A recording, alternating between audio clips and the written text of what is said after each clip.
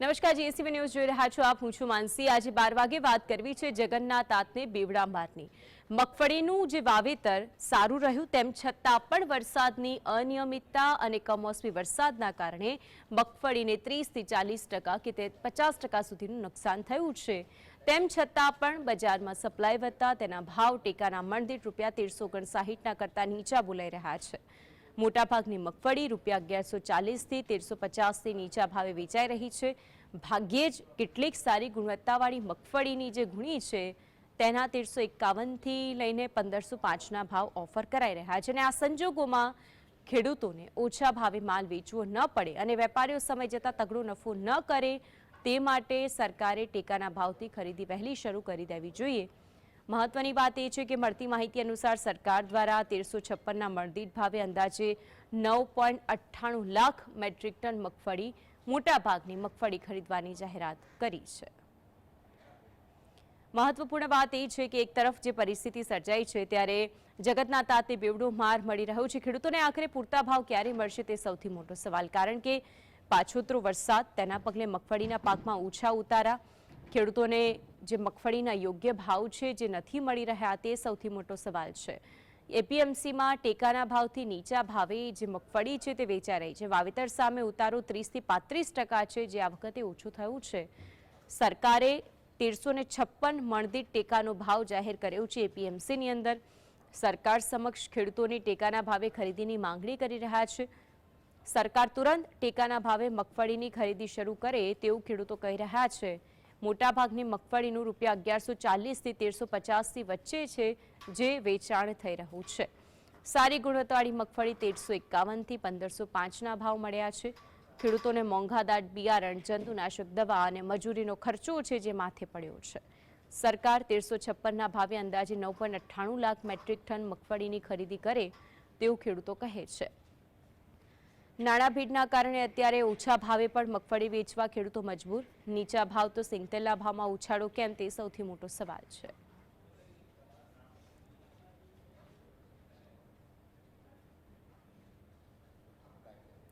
તો ખેડૂતોને આખરે પૂરતા ભાવ ક્યારે મળશે તે સૌથી મોટો પ્રશ્ન ઉદ્ભવી રહ્યો છે, કારણ કે સુરેન્દ્રનગરની અંદર પણ જે પરિસ્થિતિ સામે આવી હતી ખેડૂતોની પરિસ્થિતિ બદથી બદતર છે। આ સિવાય જ્યાં મગફળીનું મબલક ઉત્પાદન થયું છે તે ખેડૂતો જ્યારે એપીએમસીમાં પહોંચે, પરંતુ હવે પરિસ્થિતિ એવી છે કે 1140 રૂપિયા ભાવ છે।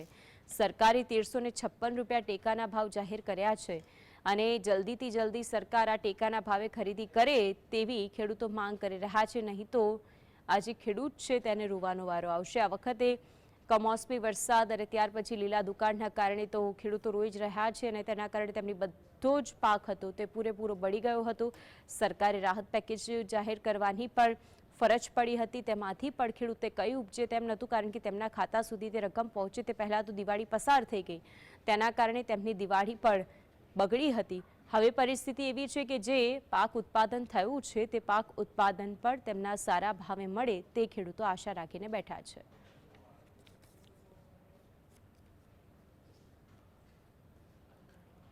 તો ખેડૂતો પર પડી રહેલા બેવડા માર વિશે વાત કરવા આપણી સાથે જોડાઈ ગયા છે ખેડૂત આગેવાન ડાહ્યાભાઈ ગજેરા અને બીજા એક ખેડૂત આગેવાન હિતેશભાઈ વઘાસિયા।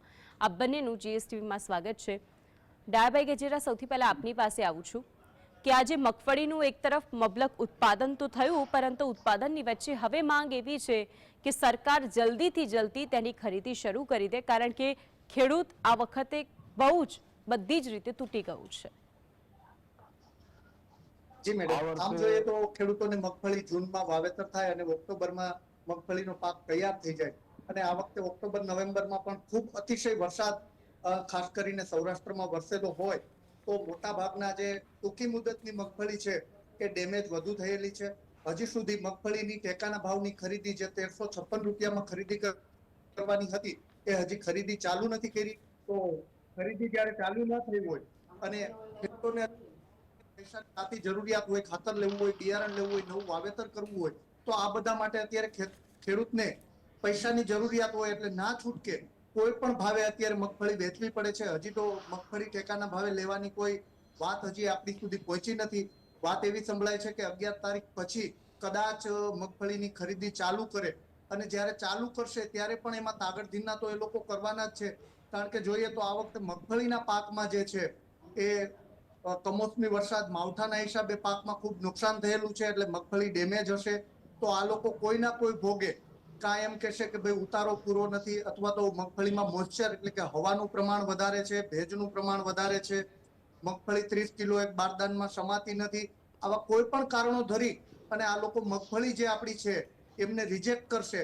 રિજેક્ટ કરે એટલે ખેડૂત અત્યારે બિચારો લાચાર છે, ખેડૂતોને અત્યારે પૈસાની તાતુર જરૂરિયાત હોય, પોતાના વ્યવહાર સાચવવા હોય, નવું વાવેતર કરવું હોય, તો આ બધા માટે અત્યારે ખેડૂતને પૈસાની જરૂરિયાત હોય. એટલે આમ જોઈએ તો અમારે અત્યારે આ વિસ્તારમાં 850 થી લઈને 1000 સુધીમાં મગફળીઓ વેચાય છે. તમે જે 1100 ની વાત કરો, અમારે આ વિસ્તારમાં તો 1100 રૂપિયા પણ મળતા નથી, 850 થી લઈ અને 1000 રૂપિયા સુધી જ. એટલે તમે વિચાર કરો કે એક મણે ખેડૂતોને 400 થી 450 રૂપિયાનો જે આ ટેકાનો ભાવ છે એનાથી પણ નીચો ભાવ મળે છે. તો આ ભાવ ખેડૂતોને ક્યારેય પોસાય નહીં. વાત રહી બીજી કે ટેકાના ભાવની જ્યારે ખરીદી કરવાની વાત આવે તો ટેકાના ભાવની ખરીદી કરવા માટે પણ જો અત્યારે ખેડૂતો મગફળી વેચી નાખે છે તો ખેડૂતો પાસે તો મગફળી હશે નહીં, તો જે એમના વચેટિયાઓ છે, જે એમના ખરીદી કરવા વાળી મંડળીઓ છે, એમને ઇનડાયરેક્ટલી લાભ પહોંચાડવા માટે આ એક ગતકડું કરવામાં આવે છે. હું તો ત્યાં સુધી એવું કહું છું કે જો આવું ન કરી અને ખેડૂતોની એક સિસ્ટમ જ એવી ડેવલપ કરવામાં આવે કે ખેડૂતોની મગફળી જે ભાવે વેચાય એ ભાવે મગફળી ખેડૂત વેચી શકે, અને ટેકાનો ભાવ જે જાહેર કર્યો છે એ ટેકાના ભાવના ઘટતા રૂપિયા છે એ સરકાર ડાયરેક્ટ કેમ 2000 નો હપ્તો ડાયરેક્ટ ખાતામાં આપે છે એવી રીતે ખાતામાં આપી દો ને, તમને શું પેટમાં દુખે છે. પરંતુ નહીં, જો આવી સિસ્ટમ ડેવલપ કરે તો ખેડૂતોને જે વચ્ચે વચેટિયાઓ છે એ વચેટિયાઓને લાભ મળતો બંધ થઈ જાય. અને ત્યાં સુધીનું હું તો એમ કહું છું કે નાફેડ જે આ 1356 રૂપિયામાં મગફળીની ખરીદી કરે છે ટેકાના ભાવની, અને ટ્રાન્સપોર્ટિંગ અને સંગ્રહ કરવાનો ખર્ચ પણ મણે 600 થી 700 રૂપિયા લોકો ગોડાઉન રાખવાના અને સંગ્રહ કરવાના, આટલા રૂપિયા તો એ મણે એ ખર્ચો વધારી દે છે. હવે તમે વિચાર કરો કે એક ખેડૂત 4 મહિના ખાતર, બિયારણ અને મહેનત કરી અને જે મગફળી પકવે છે અને એમને 1356 રૂપિયા પણ પૂરા નથી મળતા, બિલકુલ. અને આ સંગ્રહખોરોને 700 રૂપિયા ચૂકવવા પડે છે. તો આ સિસ્ટમ છે એ સિસ્ટમમાં ક્યાંક ને ક્યાંક એમની પણ આ નીતિ અને બધામાં નિયતમાં હિતેશભાઈ ખોટ મરો છે, તો ખેડૂત અને તો આવ્યો ખેડૂતોને છે, કયા આપણી ભોગે સમક્ષ છે, કઈ રીતે અને દુખી એટલા જ કરવા, માટે આજે આ આ મુદ્દો એવી ઉપાડ્યો વાત છે. છે. બિલકુલ, એટલે આપે એટલા ખૂબ માટે સાચી અમે વાત કહીએ કહી. છીએ કે એ પ્રશ્નને અત્યારે લઈને હજી હવે હું બીજા ખેડૂત આગેવાન છે તેમની પાસે જઈશ. હિતેશભાઈ, ડાહ્યાભાઈ છે આપણી સાથે જોડાયેલા. ડાહ્યાભાઈ, એક તરફ વરસાદની અનિયમિતતા, કમોસમી વરસાદ, લીલા દુકાળ જેવી આ વખતે તો સ્થિતિ હતી, 30 થી 50% જેટલો ઓછો ઉતારો આવ્યો છે, છતાં પણ જે ભાવ છે તે નીચા કેમ બોલાઈ રહ્યા છે તે સૌથી મોટો સવાલ છે. આમાં સીધો ફાયદો શું વચેટિયાઓનો છે? આજે વાત કરું તો પહેલા તો જીએસટીવીને ખૂબ ખૂબ ધન્યવાદ આપું છું, કારણ કે ખેડૂતોની વર્તમાન સમયની જે પીડા છે એ આપણા માધ્યમથી રજૂ થઈ રહી છે. ખાસ કરીને જે ગુજરાત રાજ્યના 56 લાખ ખાતેદાર ખેડૂતો છે, એ ખાતેદાર ખેડૂતોની રોજગારી ખેતી સાથે સંકળાયેલી છે, તો સરકારે એ ખેડૂતોની રોજગારીની ચિંતા કરવી જોઈએ, અને એ રોજગારી બચાવવા માટે સરકારે એના માટે જે કાંઈ બજેટની ફાળવણીઓ કરવી જોઈએ એ ફાળવણીઓ થતી નથી. ખાસ કરીને ટેકાના ભાવે જે ખરીદી કરવાની વાત કરીએ તો સરકાર ટેકાના ભાવ ખરીદ કરવા માટે એની પાસે કોઈ વ્યવસ્થા તંત્ર નથી, એમની ઈચ્છા શક્તિ નથી, અને જે ખેડૂતોને આજે મગફળી છે એ મજબૂરન અત્યારે જે ખેડૂતો મગફળી વેચી રહ્યા છે 800 થી 850 થી 1000 રૂપિયાના ભાવમાં વેચી રહ્યા છે, એ મોટે ભાગે નાના અને નબળા ખેડૂતો છે. રવિ પાક વાવેતર કરવાના હોય, વરસાદના કારણે પાણીની સગવડતાઓ આજે મોટે ભાગે વધારે થઈ છે, તો રવિ પાકના વાવેતર કરવા માટે પૈસાની જરૂરત હોય ત્યારે આ ખેડૂતોને જે વાવેતર કરવા માટેની પૈસાની જરૂરિયાત છે, ખાતર લેવાની જરૂરિયાત છે, ત્યારે અત્યારે ખેડૂત ખાતર લેવા, બિયારણ લેવા નીકળે તો અત્યારે ખાતર ડીએપીની પણ ઘણી બધી અછત છે, અને ખેડૂતોને સમયસર ખાતર પણ મળતું નથી. એટલે ખાસ કરીને વાત કરું તો જે ચોમાસાના પાક દરમિયાન જે ખરીફ પાક કહેવાય, એ ખરીફ પાકમાં જે ખેડૂતોએ નુકસાની સહન કરી છે, તેમની મોટી આશા આજે રવિ પાક ઉપર છે. ત્યારે સરકારે જે ટેકાના ભાવની ખરીદી કરવા માટેનો જે સમય નક્કી કર્યો છે એ બહુ મોડો છે, અને એમાં મોટાભાગના ગરીબ અને નાના ખેડૂતો લૂંટાઈ જવાના છે.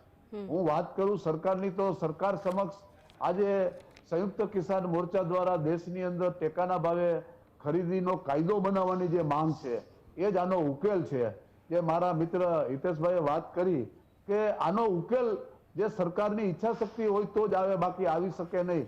અને સરકાર કાયદો કરે અને જે ખેડૂતો મગફળી જ્યારે પણ વેચે, સરકાર ખરીદી કરે કે ન કરે, પરંતુ બજાર ભાવ ઓપન બજારમાં જ્યારે ખેડૂતો પોતાની મગફળી વેચે કે કોઈ અન્ય જણસીઓ વેચે ત્યારે એમાં જે નીચા ભાવ આવે અને ખેડૂતોએ મેળવેલા બિલથી નીચા જે વચ્ચેનો જે ડિફરન્સ છે, જેને અગાઉ ભાવાંતર યોજનાને નામે એમપી સરકારે એકવાર આ યોજના લાગુ કરી હતી.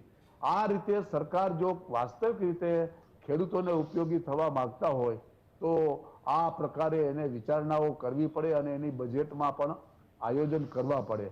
ખાસ કરીને ખેડૂતોની જે ખેતીની જણસીઓ છે એ જ્યારે બજારમાં આવે છે ત્યારે વાસ્તવિક રીતે એનો 20-25% ભાવ નીચો થઈ જાય અને 20-25% જે ભાવ નીચો થાય એને કારણે ખેડૂત ધારો કે એક મણે 300 થી 400 રૂપિયાની ખોટ કરે અને 100 મણ મગફળી વેચે કે 150 મણ મગફળી વેચે તો 40,000 થી 60,000 રૂપિયાની સીધી નુકસાની ખેડૂતોને જાય છે. અને આ ખોટને કારણે આજે ખેડૂતો કરજદાર બની ગયા છે. દર વર્ષે ખાતેદાર ખેડૂતો ઉપરનું કરજ વધતું જાય છે. એ 10%ના ધોરણે એનું ખેત ધિરાણ વધે છે. એ ધિરાણ ઘટતું નથી, ખેડૂતો વધારતા જાય છે. એનો મતલબ એમ થાય છે કે ખાતેદાર ખેડૂતો કરજદાર બની ગયા છે અને આ ખાતેદાર ખેડૂતોનું કરજ માફ પણ થવું જોઈએ એવી ખેડૂતોએ વારંવાર માંગ કરી છે. પરંતુ સરકાર ખેડૂતોની લાગણી અને માંગણી પ્રત્યે કોઈ ધ્યાન દેતી નથી. આ હકીકત છે. હિતેશભાઈ, આપના સુધી અવાજ આવી રહ્યો છે મારો? હિતેશભાઈ, આપના સુધી અવાજ પહોંચી રહ્યો તો આપણી સીધો પ્રશ્ન છે કે જે રીતે ખેડૂતોની આ પરિસ્થિતિ સર્જાઈ છે કારણ કે એક તરફ દિવાળી પૂરી થઈ ગઈ, લગનગાળું નજીક છે, હવે તો ખેડૂતો માટે એક જ જી ડાયાભાઈ, આપની પાસે આ સવાલ લઈને આવું છું કે ખેડૂતોની પરિસ્થિતિ એવી છે કે દિવાળી પતી ગઈ, લગનગાળાની શરૂઆત છે, એમને તો હવે મગફળી વેચવી જ પડશે. જે તેમનું ઉત્પાદન હોય છે, જે તેમનો ખર્ચ હોય છે, શું ખરેખર આપ માનો છો કે એટલા ભાવ ખેડૂતોને મળે છે ખરા? ખેડૂતોને જે સરકારે એના તજજ્ઞો દ્વારા જે ભાવ નક્કી કર્યા છે, એ વર્તમાન સરકારે જે નક્કી કર્યા છે એ 1356 રૂપિયા નક્કી કર્યા. એનો મતલબ જ એમ થાય છે કે ખેડૂતોની પડતર એ 1356 રૂપિયા સુધી પહોંચે છે. ત્યારે સ્વામિનાથન સમિતિની જે ભલામણ મુજબ સ્વામિનાથન સમિતિએ જે ભલામણો કરી છે એ પ્રમાણે જો ભાવ ગણીએ તો 2000 ઉપર ખેડૂતોને મગફળીના ભાવ મળવા જોઈએ. સરકાર આજે આ દેશની અંદર તેલીબિયા અને તેલની બહુ મોટી તંગી છે. દર વર્ષે સોયાબીનના તેલ, પામ તેલ, સૂર્યમુખીના 70 લાખથી 80 લાખ ટન તેલની આયાતો કરે છે અને ઘર આંગણેની જરૂરિયાતો પૂરી કરે છે. તો ઘર આંગણે આપણા ખેડૂતોને પૂરતા ભાવ આપવામાં આવે તો આપણો દેશનો ખેડૂત એટલો તો તાકાતવર છે જ કે પોતાની જે તેલીબિયાના ઉત્પાદનો કરી શકે. 3 વર્ષ અગાઉ માંડ 20 લાખ ટન મગફળીઓ, 18 થી 20 લાખ ટન મગફળી થતી હતી. ત્યારે આ વર્ષે તો અંદાજ 50 લાખ ટનનો અંદાજ મૂક્યો હતો. પરંતુ આ જે કમોસમી વરસાદ અને અતિવૃષ્ટિને કારણે થોડો પાકનું ઉત્પાદન ઓછું આવશે, છતાં પણ 40 લાખ ટન ઉત્પાદનની ધારણા બાંધવામાં આવી છે. તો આપણો ખેડૂત તાકાતવાળો છે અને આપણો ખેડૂત જ્યારે તાકાતવાળો હોય તો એની તાકાતનો લાભ સરકારે લેવો જોઈએ. ઘર આંગણે તેલીબિયા ઉત્પાદન થાય. મગફળીની સાથે સોયાબીન છે તો સરકારે સોયાબીનના જે ભાવ નક્કી કર્યા છે એ પ્રમાણે સોયાબીન પણ અત્યારે 800 રૂપિયામાં ખેડૂતોનું સોયાબીન વેચાઈ રહ્યું છે. જ્યારે હકીકતે એમનો ભાવ સરકારે જે નક્કી કર્યો છે એ તો 979 રૂપિયા નક્કી કર્યા છે. તો સોયાબીનની ખરીદી થાય તો સોયાબીન પણ ખેડૂતોનું વેચાય અને હવે ખેડૂતો તેલીબિયાના પાક તરફ વળ્યા છે તો એનો લાભ સરકારે લેવો જોઈએ અને જે ટેકાના ભાવ છે એના માટેનું એક વ્યવસ્થા તંત્ર એને બનાવવું જોઈએ. એ ખરીદીનો સમય આવે તો એમની પાસે તોલ માપથી લઈ અને એના ચેકર જે હોય એ ચેક કરનારાથી માંડી અને આખું વ્યવસ્થા તંત્ર, પૈસાની વ્યવસ્થા સરકારે કરી દેવી જોઈએ અને નોરતાથી જ મગફળીની ખરીદી શરૂ થવી જોઈએ અને દિવાળી પહેલા 10 દિવસે સોયાબીનની પણ ખરીદી થવી જોઈએ. આ બંને પાક દિવાળી પહેલા તૈયાર થઈ જાય છે. એટલે મારો કહેવાનો મતલબ એમ છે કે 15 ઓક્ટોબરથી આ પાક બજારમાં આવી જાય છે. તો આ ભાવ, આ જે ઉત્પાદનો છે એના ખરીદવા માટેની સરકારે એક તો આખું વ્યવસ્થા તંત્ર કરવું પડે અને એના માટેના જે કઈ જોગવાઈઓ છે કરવી પડે. જ્યારે સરકારે જેને કહેવાય ને કે નાચનારીને આંગણું વાકું, એને નાચવું ન એટલે એમ કે તમારું આંગણું વાકું છે, એ પ્રમાણે સરકારને ટેકાના ભાવે ખરીદી નથી કરવી. એટલે અગાઉ તો લાભ પાંચમની વાત હતી, એની પહેલા તો દિવાળી પહેલા ખરીદી શરૂ થતી હતી, એને લાભ પાંચમે લઈ ગયા અને હવે 11 તારીખની વાતો કરે છે. તો સરકારની ઈચ્છા શક્તિ આમાં સ્પષ્ટ દેખાઈ આવે છે અને ખેડૂત મિત્રોએ પણ આ સરકારની જે મેલી નીતિ છે એને બરોબર સમજવી જોઈએ.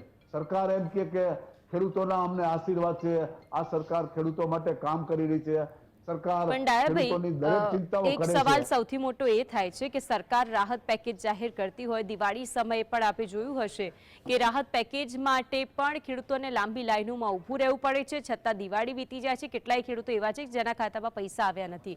સર્વેની પ્રક્રિયા તો સર્વે સારી રીતે થતું નથી, જેનાથી યોગ્ય વળતર મળતું નથી.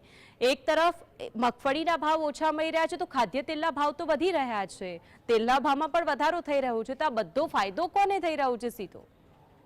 આમ ગણીએ તો આ જે ઉત્પાદનો થાય છે એનો લાભ જે સંગ્રહખોરો, ખાસ કરીને જેની પાસે સંગ્રહ કરવાની શક્તિઓ છે, મગફળીઓ હજારો ટન ખરીદી લઈએ, એમાં ઓઇલ મિલરો પણ આવી જાય છે અને મગફળીઓનો સંગ્રહ કરી અને એનો ભાવ ફેર મેળવનારા મોટા મોટા સંગ્રહખોરો છે કે જે હજારો ટન મગફળીઓ ખરીદીએ. એટલે કહેવાનો મતલબ એમ છે કે જી હિતેશભાઈ, આપની પાસે આવું છું. જે રીતે ડાયાભાઈ કહ્યું કે સંગ્રહખોરો છે જેઓને સીધો લાભ કરવા માટે આ બધું જ થઈ રહ્યું છે, કારણ કે તેમની પાસે પરિસ્થિતિ એવી છે, સરકાર ઈચ્છે તો બધું જ કરી શકે એમ છે. કારણ કે ઓક્ટોબરથી પહેલા શરૂ થતી હતી ખરીદી, હવે તો દિવાળી પણ પતી ગઈ અને હવે નવેમ્બર મહિના સુધી લંબાવાઈ દીધું છે. એ તૈયારીઓ દેખાતી નથી એટલે ખાસ કરીને વચેટિયાઓના ફાયદો માટે જો ખેડૂતોને સીધો જ ફાયદો કરવો હોય તો મેં હમણાં પણ વાત કરી એ રીતે કે ભાઈ ખેડૂતોને એક છૂટ આપી દો કે તમારી મગફળી છે એ જે ભાવે વેચાય એમના પાકા બિલ તમે રજૂ કરજો. બાકીની જે ટેકાના ભાવની ઘટતી રકમ છે એ ડાયરેક્ટ ખેડૂતોના ખાતામાં તમે આપી શકો છો. કારણ કે 2000 નો જે પ્રધાનમંત્રી જે હપ્તો નાખે છે એ એટલે બધી ખેડૂતોની તમામ વિગત તો છે જ એ લોકો પાસે, પરંતુ જો આવી સિસ્ટમ એ ડેવલપ કરે તો ખેડૂતોને જે લાભ મળે છે ડાયરેક્ટ મળવા માંડે તો એમના વચેટિયાઓ જે છે એ પાયમાલ થઈ જાય.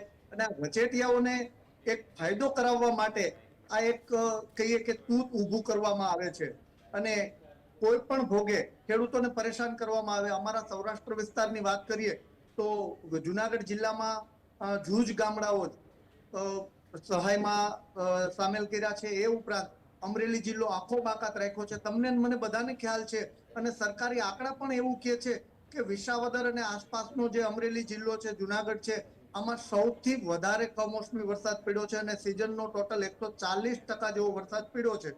તો આ લોકોને એ પણ ખ્યાલ છે કે જ્યારે વરસાદ વધુ હોય તો એ સહાયથી પણ વંચિત રાખ્યા છે. એટલે ખેડૂતોને કોઈ પણ ભોગે આ લોકો એમના વચેટિયાઓ કઈ રીતે માલામાલ થાય એમાં રસ હોય છે. આમ જોઈએ તો તમામ જે મંડળીઓને મંજૂરી આપવામાં આવે છે એ પણ જોઈએ તો મોટાભાગની પ્રાઇવેટ મંડળીઓ હોય છે અને એ મંડળીઓ જ્યારે સંગ્રહખોરી કરે અને ત્યાર પછી એમના ઉપરના જે વેપારીઓ છે એ સંગ્રહખોરી કરશે અથવા તો અત્યારે માર્કેટમાં જે વેપાર કરે છે 850 થી લઈને 1000 રૂપિયામાં જે મગફળી ખરીદી કરે છે એ સંગ્રહખોરી કરશે અને ત્યાર પછી એ નાફેડને કે સરકારને ટેકાના ભાવે 1356 માં વેચશે તો તમે વિચાર કરો કે એક મણે 400 થી 450 રૂપિયાનો એમને ફાયદો થાય છે. તો એ લોકોને વચ્ચે રોકવા માંગુ છું, આપને શું લાગે છે કે આ બધું જ જે થઈ રહ્યું છે આ બધું રોકવા માટે કઈ પ્રક્રિયા છે કે જેને અમલમાં લાવવી જોઈએ જેનાથી ખેડૂતોને પૂરતા ભાવ મળી શકે? આ બધું રોકવા માટે ખેડૂતોની તમામ ડિટેલ તમારી પાસે સરકાર પાસે ઉપલબ્ધ છે. આ બધું રોકવા માટે એવી સિસ્ટમ ડેવલપ કરો કે કયા ખેડૂતે કેટલું મગફળીનું કે કોઈ પણ પાકનું, સોયાબીન હોય કે કપાસ હોય, કેવડું ઉત્પાદન થયું છે એ જ્યારે એપીએમસી માં વેચવા જાય છે તો એમના પાકા બિલ લ્યો. તમે ટેકાના ભાવના જે ભાવ નક્કી કર્યા છે એ ડાયરેક્ટ ખેડૂતોને ચૂકવો. તો આ રીતે એક સિસ્ટમ આવી ડેવલપ કરી શકાય કે ડાયરેક્ટ જે ખેડૂત છે એમને સીધો લાભ મળી શકે અને ખેડૂતોને જે પોતાના ટેકાના પૂરતા ભાવ છે એ મળી શકે. તો આવી સિસ્ટમ ડેવલપ કરવી જોઈએ. ઓકે, બિલકુલ. ડાયાભાઈ, આપની પાસે આવું છું. જે રીતે હિતેશભાઈ વાતનો ઉલ્લેખ કર્યો, કારણ કે બધી જ ડિટેલ કે જે સરકાર પાસે છે ખેડૂતોને લઈને, પણ અહીંયા તો મુદ્દો એ થાય છે કે જ્યારે જમીન માપણીનો મુદ્દો આવે છે તો ડ્રોનથી તમે જમીન માપણી કરવી દો છો, સર્વેની વાત આવે છે તો અધિકારીઓ એસસી ઓફિસમાં બેસીને સર્વે કરી લે છે કે ત્યાં કેટલું નુકસાન થયું છે, પરંતુ ત્યાંના ખેડૂતના ખેતરની પરિસ્થિતિ શું છે, ખરેખર કેટલું નુકસાન થયું છે તે સાચો આંકડો તો પહોંચતો જ નથી. તો પછી આ ટેકાના ભાવે ખરીદીની વાત તો દૂર રહી.